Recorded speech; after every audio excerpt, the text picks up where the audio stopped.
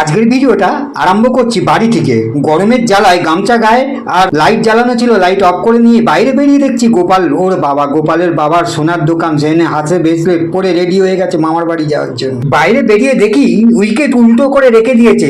হ্যাঁ, আর এ হচ্ছে আমার দাদার ছেলে, ভাইপো হয়, এ সবটাতেই হাসে, কোনো দুঃখ নেই।